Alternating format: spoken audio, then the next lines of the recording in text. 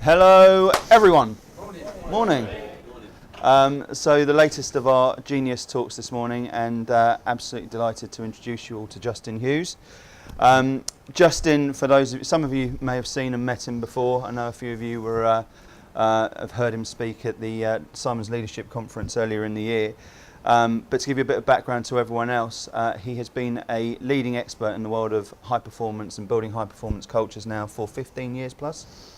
Yep. A former leader of the Red Arrows, and his business Mission Excellence has worked with the likes of Mercedes F1, Microsoft, NATO, and now probably peaking with Harrington Starr, I'd say.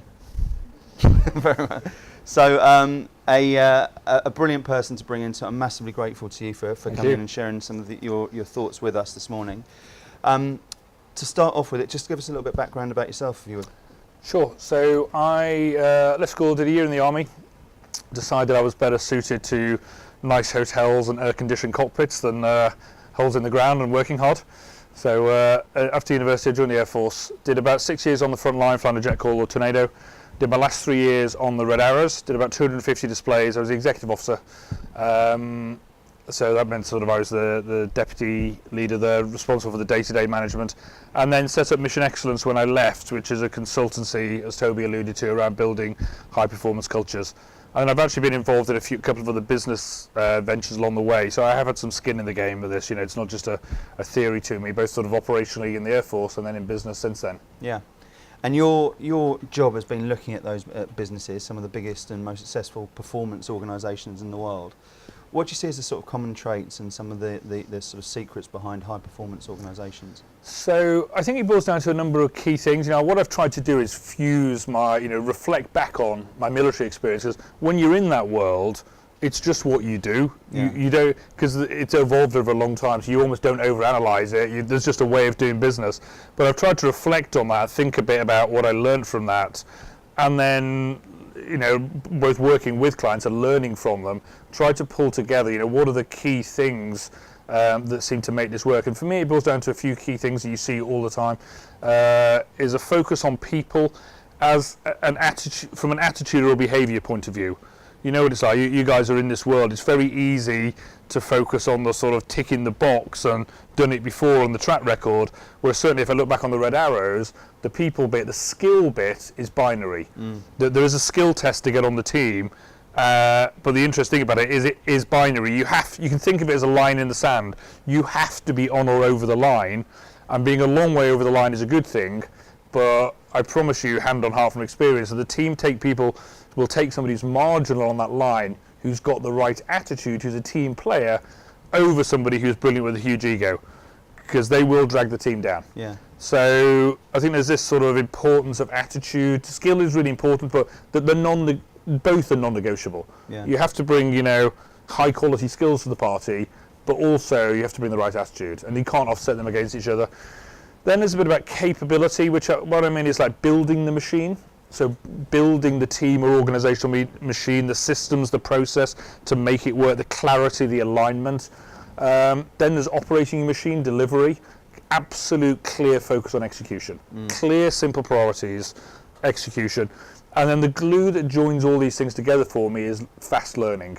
High performance organisations are learning organisations. And we've talked before a little bit about the debrief bit. Yeah. In sort of military aviation, that is a key element. The ability, it almost doesn't matter, if there's some sort of performance curve that you're on, some theory, it almost doesn't matter where you are on it if you learn fast. Yeah.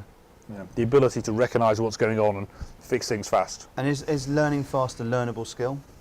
Absolutely. I think it's partly just a process. Yeah. It's partly, putting those review learning meetings in the diary and actually reviewing performance in a meaningful way with some structure. Yeah. So that's almost just a process.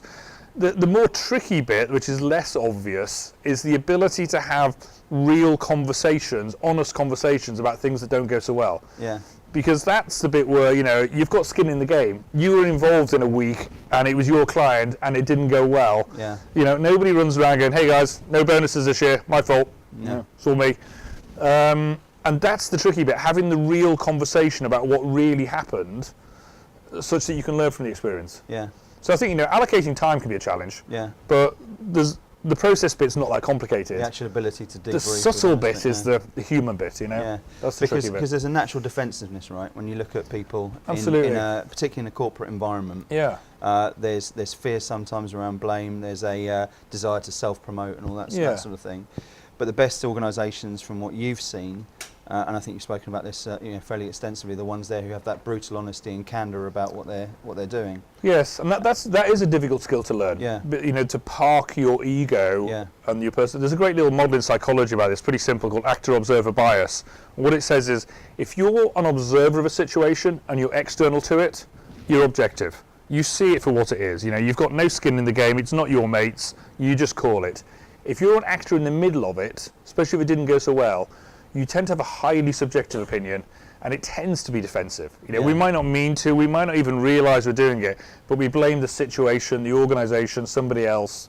We don't go around shouting about it. Yeah. And what happens in high-performance organisations, in my opinion, is an ability to close that gap, to bring external objectivity to internal performance, to be as brutally honest about your own performance as somebody else will be. Yeah. That's the tricky thing. Yeah. And that's, you talked there about hiring for attitude, and that's an attitudinal thing there, isn't it? If you look at a core trait of high-performance individuals as well as high-performance teams, it's that ability to really look into themselves and understand how they can improve, how they can get better. Yeah, I think there's a humility there. Yeah. Even with these sort of very ambitious, driven people, the ones who are the best ambitious, driven people are actually, it's almost counterintuitive, they're quite humble as well. Yeah. They're a bit paranoid about it failing, and they're always pushing. They're always looking for the great insight to find the next edge, and they never quite believe their own press. Yeah, and that sort of thing is something which you can interview for. I mean, if we take it into the recruitment world, and you talk very much about hiring for attitude as opposed to skills. Yeah. And if we take it from the red arrows, where naturally there'll be an element of skill to be able to get into that conversation in the first place. You're talking about Microsoft and NATO and various other businesses that you've sat with. How do people get that right? How do they hire for skills? How do they understand what those skills are, and what should they be looking for? So I wouldn't say it's a case of hiring for attitude instead of skills. It has to be attitude and skills. So they're non-negotiable against each other. It's a difficult thing to measure, and there are people who would have an opinion on the science of this. Yeah. That the world I came from, it's measured quite subjectively. So one way is to spend time with people. It's very difficult to find out what somebody's really like, just in an interview. Yeah. And so, looking again back to the Red Arrows time, some time ago now, but one thing that team does is the shortlist, the final 9 candidates, go and spend a week with the team, all together at the same time. And in that week, you do 3 things with them. You do an interview, that's 20 minutes the week gone. Flying tests, so pure skill tests, 20 minutes the week gone. And the rest of the week is just spending some time with people, spending a social amount of time with people, and forming, it's horribly subjective in some ways, but starting to form an opinion on what they're really like. Yeah. And what you're looking for is this attitude thing, people who get the fact that the team is bigger than any 1 or 2 stars. You need people you can trust. People who just sort of choose to be a team player. Yeah. And it's a difficult thing to measure, I think. It's quite a subjective thing. I don't have an easy answer on how you measure that, but I think to ignore it is, to ignore the thing that will ultimately really do you down. So within that, and you're talking there a lot about the sort of, I guess the camaraderie, the esprit de corps of how a unit get on together within that sort of space. Sometimes that can swing to having a team that are too close, or a bunch of buddies, and then it gets difficult to have any line of command within that sort of stuff as well. How do you manage that? So that's definitely a problem in that Red Arrows world. The thing you can throw back at that selection process is that it's self-fulfilling. Yeah. That the people on the team choose the new people, and you kind of choose people like you who are your mates. Yeah. And there's pros and cons to that. It does ensure that you get a fit, which is pretty important in that world. Yeah. The downside is, it's biased in some sense, and it can become too familiar. I haven't seen that, to be honest, but I can definitely see that danger. And I think what you need is, that there's a leadership thing here about the ability to, even in that very close-knit formal world, to maintain a little bit of distance as the leader for when you need to exercise that. Yeah. Because I've got a good mate who's in the Air Force and he's very senior now, and he's a natural leader, strong force of personality. And one of the problems he has, he likes being the centre of it, and he likes being everyone's best mate. And as he got more and more senior, he realised that he couldn't actually be everybody's best mate anymore. Yeah. That sometimes things go on where you're going to have to call people to account afterwards, where you can't have been in the middle of the action when that happens. So I think, there is this fine line for senior people to keep a little bit of distance always, such that, you have that independence and authority for when you do need to exercise it. And you talk about leadership. Look, this is your book, The Business of Excellence, talks a lot about what leadership. I prepared earlier. Yeah, it's also got my daughter's pineapple sticker on here as well, which is gives it a bit more authentic. Maybe something for the next book to have on there. But within it, you talk a lot about the importance of leadership within high performance organisations and such like, right? And you talk there about some of the, you mentioned the word natural leadership. Right. Do you think natural leadership is there are natural leaders? Do you think leadership is something that can be learned? And if so, what the sort of courses to take to pick that up? So I think yes to both of those things. I think, this is slightly contentious, the nature versus nurture thing, can leadership be taught? My opinion would be that there are people who are natural leaders. Yeah. For sure. However, and I've seen some good examples. I did some work in a school in North London, which wasn't the smartest school ever. I was doing some mentoring, and there was a kid in that school who was the captain of the football team, first generation in the UK. His parents had come from Mexico. He had a natural influence on those around him in a way that you can't teach. And he'd never probably been taught this stuff. There was something in his culture, his DNA, his family background, something where he's somebody who people follow. Yeah. And for me, that's an important point. That is the crux of leadership. But when people use words like, if you use a phrase like senior leadership team, what do you think the most important or the most accurate word is in that phrase? I know it's supposed to be you interviewing me. Yeah. I'm going to go with leadership. So, in terms of accuracy, I would argue it's senior. Because you can be on a top team, no offence, without being a great leader, and it might not be a very good team. Yeah. You're just senior. That's the key word there. And I think it's important to separate out senior and leadership. People use them interchangeably. Senior leader, you're a senior person. Leadership, in my opinion, that's when people choose to follow you. And it's not seniority. That happens because of values and behaviours. They choose to follow you because they respect you in some sense. It's something to do with your values and behaviours. Coming back to your question, can this thing be taught? The military invest an awful lot of time in this, in leadership development, and they are in some ways leaders in it, or at the forefront of it, certainly in terms of the commitment of effort towards it. And I think if you imagine there's some sort of curve or line of people's ability, a distribution, I think that there will always be people who are at the top end who are naturally good at this stuff, but with good quality leadership development, you can shift the whole curve up. Everybody can get better.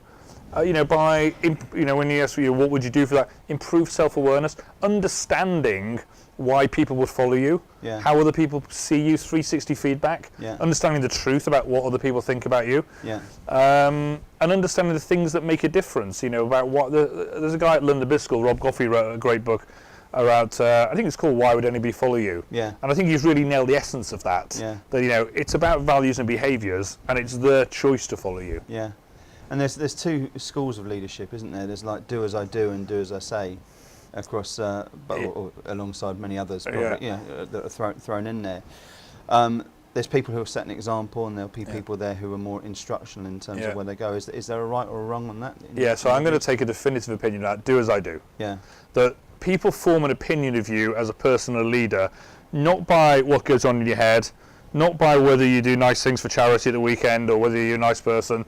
They only form an opinion based on the evidence in front of them. And actually, the do as I say camp, as you put it there, there's a real danger in that. That if you're saying, our organisation stands for A, B, and C, teamwork and customer and ethics are really important to us, and they ought to be, and you communicate that absolutely consistently, and you're brilliant at it, but then you promote somebody who doesn't do those things, it completely undermines the words coming out of your mouth. Yeah. People form an opinion based on what they see, the evidence. Yeah. So in the ideal world, those two things are going to be the same and aligned. Yeah.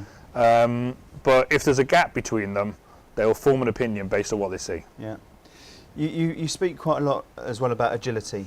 Yeah. So a world that's moving with ever increasing speed, new challenges coming into our clients, to our from our competitors, from technology, and the speed and ability for people to work, for people to learn, and all that sort of stuff is becoming more increased and more pressurised.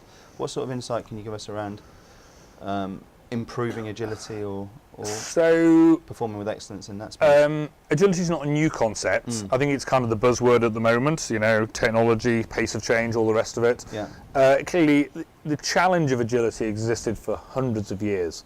And the military were quite early actors in this space because war and conflict is intrinsically complicated. Yeah. There's lots of variables outside your control. And so they've been here for a long time. There's a guy called a Prussian general, quick history lesson, called von Moltke from the mid-1800s. One of my favourite Vons. I know you'll be very, very familiar. I've seen all the books in the office. I'm sure there's a von Moltke book in there.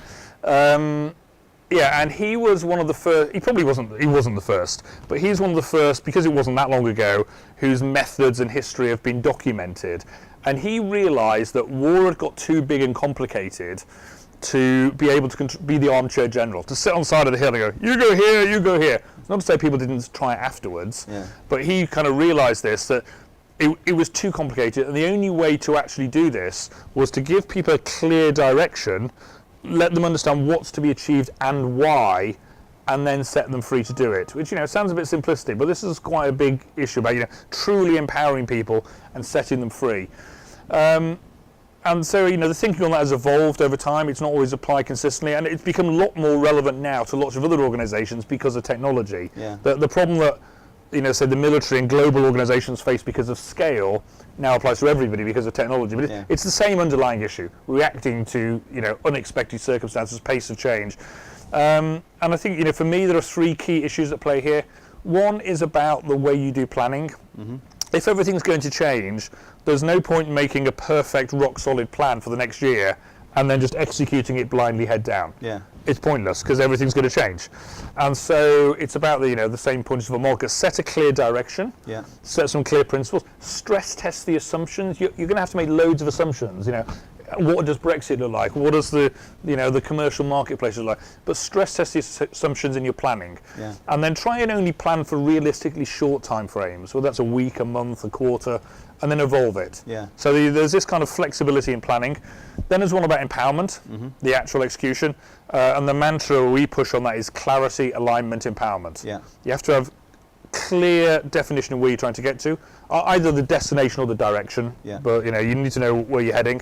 Then alignment, so all using the same language, the same sort of process, a common approach to that, and then and only then you empower people. If you empower people the other way, if you do it the other way around, you just get chaos. Yeah. So there's this bit about clarity, alignment, and empowerment, and then the other one we touched on is the debrief from it, the fast learning. Yeah. Almost by definition, in this sort of world in which we're sort of quite reactive and need to be agile, we'll need to make course corrections. Yeah. So we need to accept that and have regular, even just informal, quick review points. What's working, what's not, and constantly correct it. So I think it's the approach to planning, flexible approach, empowering people, for which you also need clarity and alignment, and then a fast learning cycle. The whole concept of empowerment is an interesting thing, isn't it? Because I think it gets misappropriated sometimes. So people talk about it and say, "Oh, just empower me," and then don't do stuff afterwards and expect that to happen. Where does empowerment sit in your thing? How does empowerment work well, and what's expected from both sides of the camp for that to happen? Yeah, so that's when's the right time to move in? Yeah. When things aren't happening that you need to happen for that. Yeah, that's a good question. I like the emphasis you put on both sides. Yeah. It's empowerment is not abrogation. It's not like here's a nightmare difficult target, don't screw up. Good luck. That's not empowerment, that's abrogation of responsibility. I think the best way to bring it to life actually is just a quick story. So we did some work with a senior director in a bank, and he told me a great story about early in his career that he was involved in some deal and they lost about 10 million. And he went to see his boss, and his boss said, okay, Steve, how do you think this conversation is going to go? To which Steve said, I think you're going to fire me. And the boss looked at him and said, why would I fire you? I've just sent you on a £10 million training program. Yeah. And he said, look, what you did, I wish you hadn't done. If I'd known you were going to do that, I would have stopped you. Yeah. But he said, you didn't do anything beyond what we discussed. It was just a poor call that I didn't know about, and you didn't really have enough experience. So you didn't do anything wrong here. I can't pull the carpet from under you now. Yeah. You know, this is a two-way process. So I think that's the key thing with empowerment. It's about establishing the what we're trying to achieve and the why, maybe the when, but giving people ownership of the how. But then also putting some checks and balances in place. And those will be slightly fluid depending on the person's ability and experience. Yeah. But it is about, you know, defining what are, you know, what a phrase we use a lot is about the freedoms and the constraints. What are the bounds in which you can make decisions and do what you want, and what's the point at which you need to go outside them? Yeah. So yeah, I think that's an important thing, that people understand the limits of their decision-making authority. Yeah. And for the person giving the empowerment, there are some checks and balances in place. And coming back to the, you know, your previous point about leadership, you have to walk the talk on this stuff. You know, I've seen a senior person talk to me about. He said, "Yeah, I really empower people, and I just can't get people to step up to the plate and, you know, take some ownership. You know, what can you do? The implication being, what can you do to them to make them step up to the plate?" To which my solution is to give them a mirror. Yeah. You know, because the people don't come to work not to step up to the plate. They don't step up to the plate because they don't actually feel empowered. They think they'll be, you know, the person at the top there thinks it's no blame and empowerment and, you know, I'm really supportive. The other people clearly don't think that. So there's this sort of gap, and, you know, we've seen it interestingly with a technology company recently where, you know, they've got a lot of very able people. They tend to be, you know, slightly geeky technology types, subject matter experts, extremely able, and because as they've grown a bit, they want to be more empowering. But what happens is, they say, yeah, you're empowered, and, you know, you've got freedom to do all this stuff. And then somebody screws up, and it's like, batten down the hatches again. And of course, if people see that, then they don't step up to the plate afterwards. Yeah. So I think there's, you know, there's this thing about it's two-way, set the bounds, but also there's a leadership behaviour at play. You have to walk the talk, and empowering people means letting them make some mistakes and being fine with it, and using it as learning experience and trusting them, and trusting that they probably made what they thought was the right decision in the heat of the moment under a bit of pressure. And, you know, it's easy to post-rationalise this in the debrief or whatever, go, oh, you know, why did you do that? They did it because they thought it was a good idea at the time. Yeah. And that comes into the quality of the debrief, right? And that, Yes. and that comes back to that whole concept of brutal honesty. Yeah. And then people being able to take that honesty on board afterwards. Yes, but it has, you know, it has to be. There's a real skill in facilitating these things. You know, the very fine line here between sort of the brutal honesty and blaming somebody. You know, so I think it requires, you know, there's a real skill in asking the right questions, following the right line of inquiry, and knowing when to keep following it, when to stop, but actually still facilitating in a reasonable, empathetic, human way. Yeah. You know, not just giving people a hard time, but asking some good quality questions and building rapport, not presupposing that you know the answer. Yeah. It's one of these things that I think the concept here is really simple. It's a lot more subtle and difficult in practice than it looks when you just talk about the concept. Yeah. Going back to the very start of what we were talking about, and you talked about the sort of, I guess, the columns of a high-performance organisation, a high-performance team. The very first thing I think you spoke about was people. Yeah. And the values of some of those people that we look about. When I read the book, it sort of shrieked out of three of our core values, or actually all five, which is positivity, excellence, execution, esprit de corps, and Kaizen. Yeah. And you know, we've done a lot of work on those over the last 8.5 years or so to really sort of cement them within there, and that's what we look to select and hire on, a lot of those those sort of elements from it. What else do you think are the sort of core elements of an individual that can then make a performance, an elite performance, a high performance organisation? Resilience, pursuit of excellence. Yeah. The pursuit of excellence bit, I'm not sure that you can really teach. Yeah. Some people are just kind of up for that, and some people aren't. But in that real high performance organisation, there's definitely this there's a relentless pursuit of excellence. Yeah. And that is a fine line. There's a balance with that as well. That if you look at a lot of high performance organisations in sport or the military or the commercial world, the pursuit of excellence is sort of above everything else. And it's relentless and it's quite hard work, and they're never happy, and they're always pushing to be, what can be, even in a great outcome, what can be done better, and give each other a hard time. Yeah. You kind of need to remember to celebrate success a bit as well. Yeah. I mean, I had a nice learning on this, that there's a lady I got to come and work in the business for a year. She just left a big pharma company at quite a senior level, and she was looking almost for a stepping stone to go and do her own thing. So she came to work for a year, and she did like sales and marketing for us, and she was like super overqualified. So it was a great experience. After she did a year as we agreed, and after when she left, it was a great opportunity for me to have a chat with this really experienced corporate person and say, what have you seen? What do I need to know here? What are you seeing? And she said, look, I've only really got one bit of feedback. She said, if I go out and close a big deal, I come back in the office and I say to you, hey, I closed a big deal, and you kind of go, cool, and you carry on working. She said, it's okay to tell me it was great. Yeah. And she was talking about me, said, your mindset is, that's my job. Yeah. And so that's what you pay me for, and that's what I'm supposed to do. And she said, you only really focus on things that need to be improved or made better. And she said, that's why we do quite well. Yeah.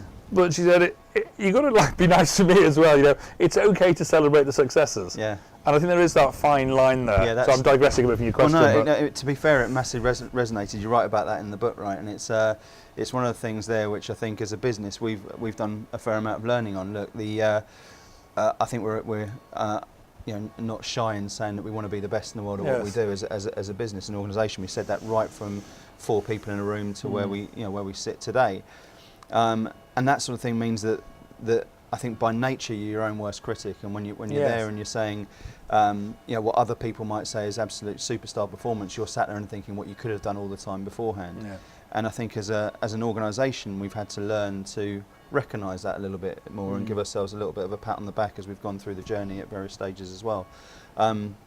So yeah, I do absolutely understand what you're saying within it. I think that sort of pursuit is something which we're is a key to the difficulty is of course of finding people and actually testing that. Yes. Because in interview, every person I've ever interviewed has told me how hardworking and dedicated and money hungry or whatever it might be. Do you have any sort of checks and balances for that sort of thing? Yeah, so one generic response to that is that I never really believe what people say or what the boss writes around or the references. I generally take references on people. I only ever do it verbally on the telephone. Yeah. Because people are careful what they write in a letter. Yeah. So I only ever do it sort of off the record. Yeah. And I try and sort of ask some insightful questions around the edges to try and just, not being particularly clever, but try and get some insight indirectly. But then I think the thing is, one thing I've learned is, if you need a certain thing and people say, yeah, I do that thing, test them. Yeah. Put them in context. I had a young lady who we took on almost as a training risk. She was like 18 for an office support role. And, she was a trainer. She had almost no experience. So I asked her to come and do half a day in the office.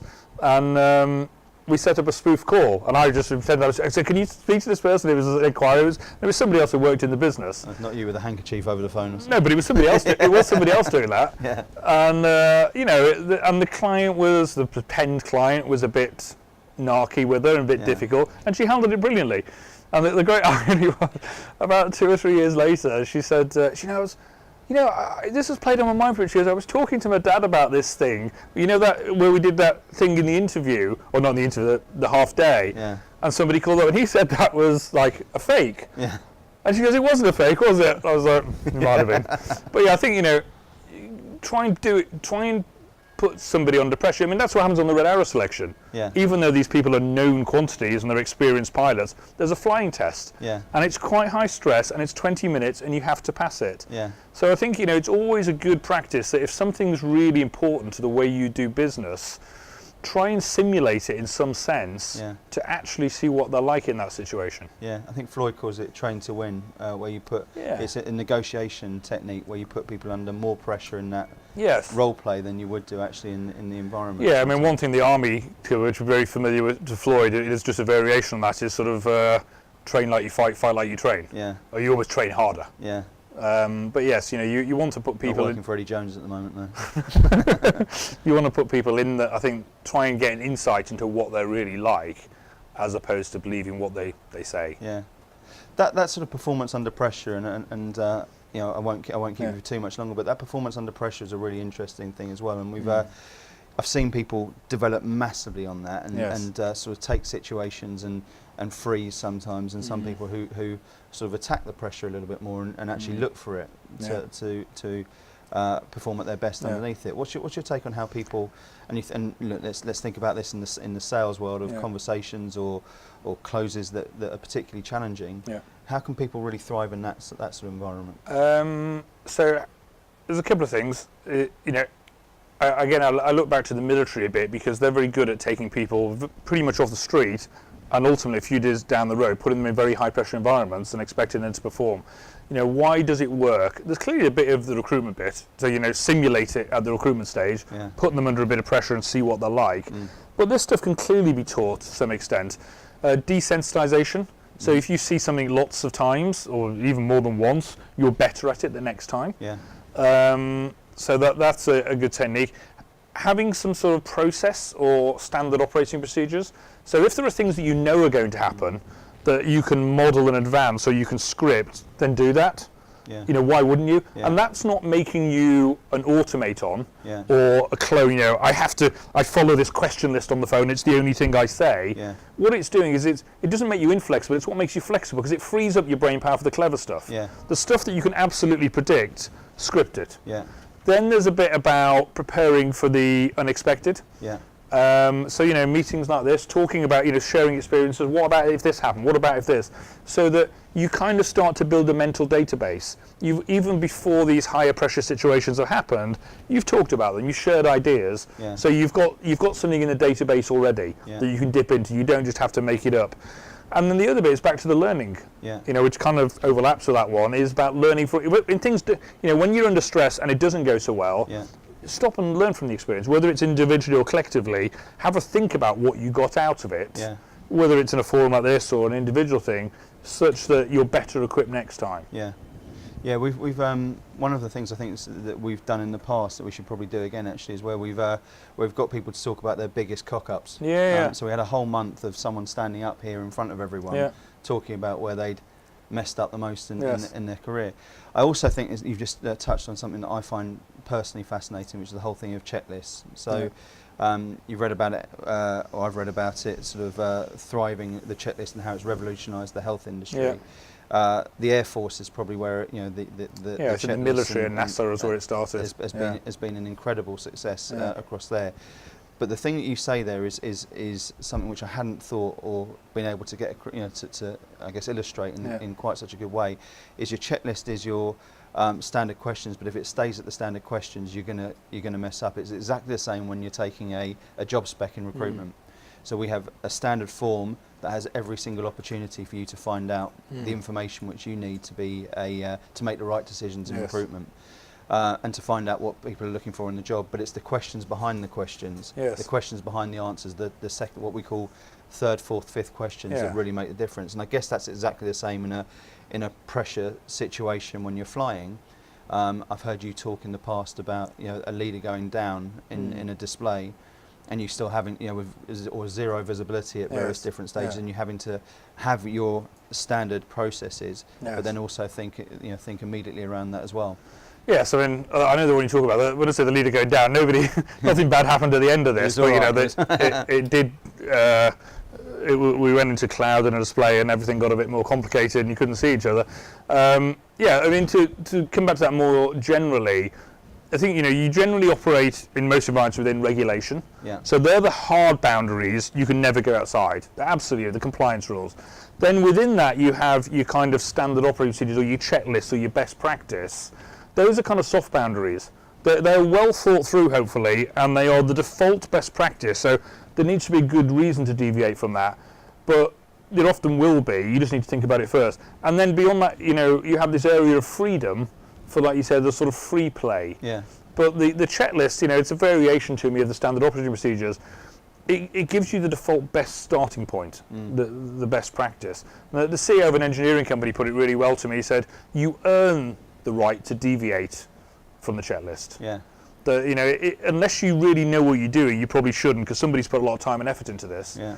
But with experience, you know when to go further, when to go off-piste, when to go in a different direction. Yeah, yeah. So, it's a tool. It comes back to your previous question about this performance under pressure. Yeah. It's a sort of great anchor point, a tool that you can use to help you be effective, Yeah. but it's not the whole story. Yeah, agreed.